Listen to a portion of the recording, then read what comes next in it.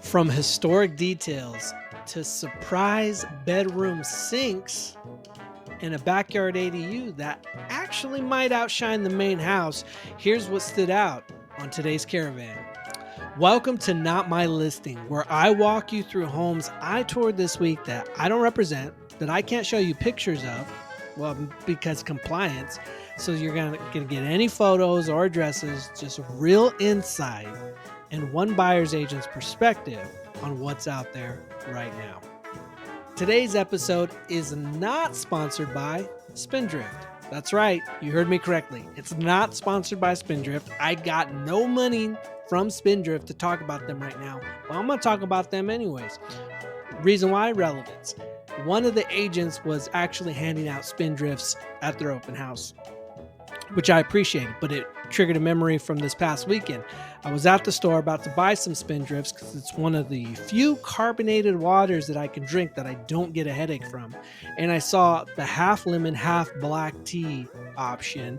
I said, you know what? That sounds super refreshing. Put that on ice. Let's go. So I grabbed the box. I'm walking out, super excited about my decision to buy this flavor, and it hits me and I just start laughing. I'm like, these jabronis got me. These marketing jabronis, they got me. You know why? Because they basically just got me to buy watered down black tea unsweetened. I say, you know what? I gotta hand it to them. Their marketing removed me out of my own way to buy their product. Kudos to you, Spindrift. You win this round. All right, let's talk about the stops. Stop number one. This was the most thoughtful, detailed home that I've seen in a while. Built in for days and appropriately placed, multifunctional, great storage options, beautiful home. Really well thought out in the design and the redesign, really, I should say, because it has gone under multiple renovations. From what the listing agent told me, the original owner started, and then the next owner after that, they were the ones that were able to finish out the project.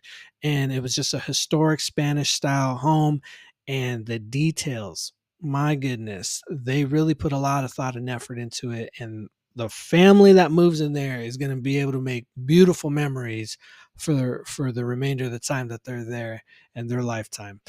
Second stop. This was a historic Craftsman, but this one hit a little different. Okay, this one had a lot of character, and what really threw me was that two of the bedrooms had sinks in them.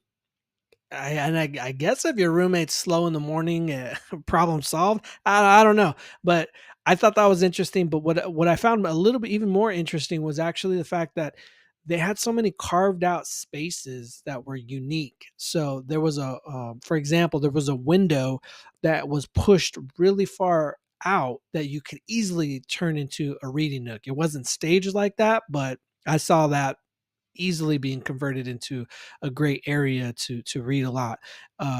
And the other one, again, as far as another example, was by the fireplace. There was two bench seats that actually faced each other, so you could enjoy the fireplace but still look at each other and have a conversation. So I thought that was pretty cool, pretty unique to this specific place. The third stop, kitchen, was a full redesign and it looked amazing. The You walk in there, everything was done. It was everything was well done. It was a very neutral platform for a new beginning. It was move-in ready, but it's exactly what you want. The neutrality of it would allow anyone to build this place into what they really want it to be. Clean finishes, modern finishes. It looked super clean. We're going to circle back though to stop number three for the last segment of the show. Um, the fourth stop. Now, this was a cool spot because this was a duplex, but there was no shared walls. There was actually a garage that separated the two, and both of them had balconies attached from the main bedroom. You couldn't go wrong with buying this place. And if you're living in one, or even if you have two tenants, there's really not that much of a trade-off between the two spaces where you feel like you're missing out by picking one or the other. So I really did appreciate that about this place. The last one, the fifth stop, I actually didn't make it in time. In Pasadena, Thursdays is a hot day to go to open houses. And usually the time's from 11 to 2, and then sometimes they'll do like a twilight showing.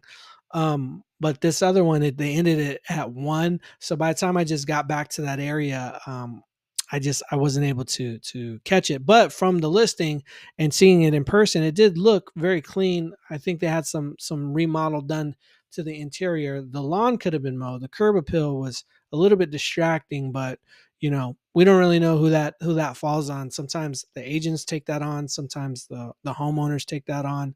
But that's really all the feedback that I could get from that space specifically. But we'll move into our last segment, the buyer buy-in. All right, on the buyer buy-in, we're going to go back to the third stop. This one had the ADU that almost outshined the main house. Why? 2 bedroom, 2 bath. Now, if you don't know, that is not a common ADU. Common ADUs are 1 bedroom, 1 bath, maybe a studio type setup. But the fact that this had 2 bedroom, 2 bath, and it was pretty spacious, it didn't feel like a small footprint. It didn't feel like you were cramming a bunch in a little amount of space. It felt respectable and comfortable.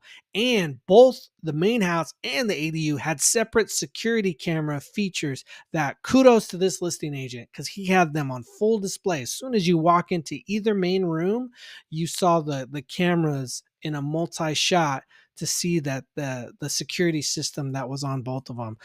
It's a pretty safe area. I think it was definitely a peace of mind move for sure, but I appreciated that both the ADU and the main house had independent systems of each other. All right, and that's pretty much a wrap for this week's Not My Listing. But hey, if you're tired of swiping through these listings and you don't can't always make sense of it all and you need some help, let's connect. Let's fix that. Reach out to me, call me, text me, email me. Let's stop guessing and let's get you some resources in your back pocket that can help you get you to where you want to go. Here to help, here to answer any questions. Thanks for watching. Talk soon. God bless.